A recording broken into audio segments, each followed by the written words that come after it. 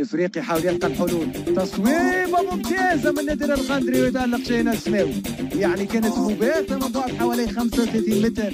نادر الغندري يعني ما لقاش الحلول الافريقي، جرب حل التصويب من بعد بسط ميدان لقاوه في الاماكن الكل. الافريقي تصويبه او يخرج الحارس علي العامري، وشنو تقول الحكم ركنيه، يعني سمعنا تصويره في بنا مخالفه، لكن بشير الاحمر يخرج خالد للكره، تمشي الكره ممتازه على القائم واخطر فرصه للملعب الافريقي فهد بوسيد.